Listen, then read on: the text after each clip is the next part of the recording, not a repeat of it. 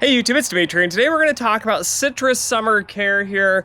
If we dive into a lot of these plants, you can see we're starting to get some yellowing in the leaves. This is common. We also tend to have quite heavy loads of fruit, which I don't know if you guys can see, but we've got a fair amount of fruit. But here in Dallas, when we grow all of our citrus in pots because it gets too cold in the winter, we have a few unique problems we're going to face here. One's just going to be sun. So this is everywhere where it's super sunny. I am running 70% shade cloth from Harbor Freight just because it's cheap. I'll do another video on these kind of stand-up planters that we have to kind of hold up the shade cloth. The real issue you're going to face here, there's going to be nutrition for these plants. So I typically water my citrus once a week. Maybe twice a week during the spring and the fall, and even less during the winter, maybe once every 2 to 3 weeks. But in the summer, I am watering actually twice per day, sometimes once a day, but usually twice a day if possible, because our soil here just dries out. Even this morning, as I'm kind of digging in here, the soil itself is just really, really dry, and I watered it yesterday morning. So this causes issues with actually nutrition because they need enough water to survive. But since we're in pots, a lot of that's just gonna get washed out. So one of the secrets here and tips that I like to use is just micronutrients. I just give them a little tiny bit of fertilizer. So I give them a handful, and I'm typically running an organic so I don't accidentally burn them by giving them too much. This one is just organic citrus tone. It works well for me. I just do a handful and I throw it into each pot. So as an example, here's a handful. It's got some feathers, other stuff in it.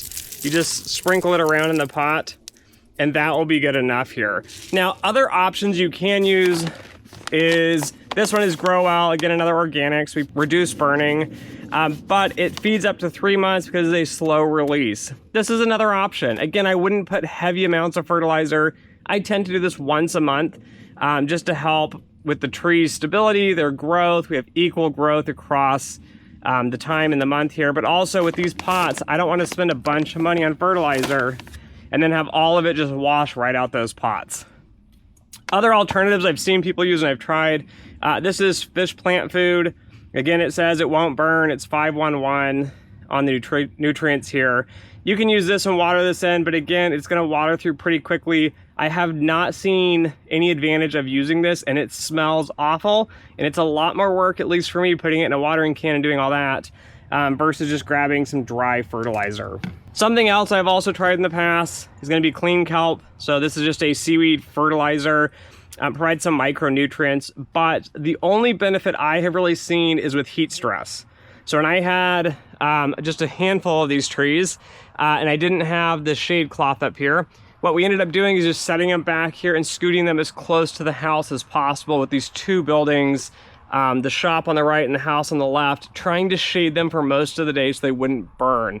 And yes, I ended up with sunburn on my leaves and my fruit, but I did feel the clean kelp, once we started watering this in once a week, seemed to make a difference in reducing heat stress for the plants. The sunburn, though, you can't really reduce unless you move the trees out of the sun. Also, one last tip is trying to keep this with mulch and keep the weeds out. The weeds are going to be taking nutrients from the plants.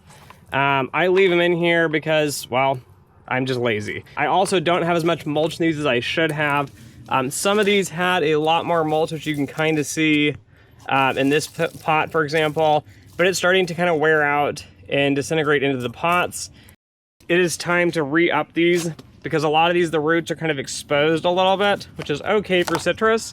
But when it's 100 degrees here, it starts to get a little bit too much and these dry out pretty quick. So those are my tips. Make sure you are fertilizing, again, once a month. I like to use short release. Long release is another option if you want.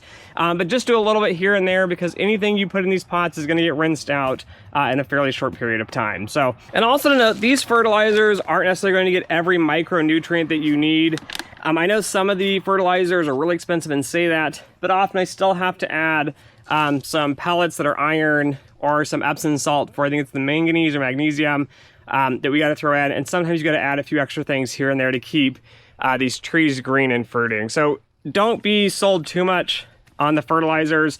Just realize you got to just keep an eye on your leaves, the colors, their growing behavior, and that will tell you what you need to do for your trees. If you found these tips helpful, don't forget to like, share, and subscribe. And as always, until next time.